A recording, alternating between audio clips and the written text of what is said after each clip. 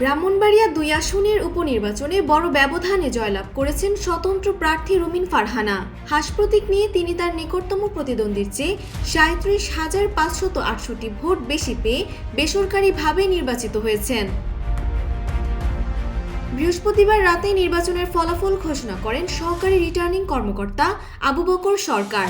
প্রাপ্ত ফলাফল অনুযায়ী আসনের ১৫১টি কেন্দ্রে রুমিন ফারহানা পেয়েছেন ১,১৭,৪৯৫ ভোট। তার নিকটতম প্রতিদ্বন্দ্বী বিএনপি জোটের প্রার্থী ও জমিয়তে উলামায়ে ইসলামের নেতা মাওলানা জুনায়েদ আল হাবিব খেজুরগাছ প্রতীকে পেয়েছেন ৭৯,৯২৭ vote.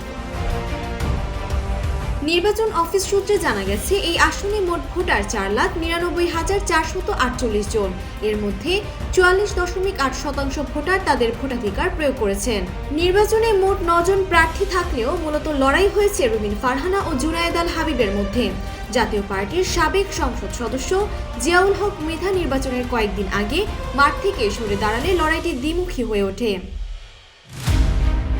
Desk report, Bangladesh bulletin.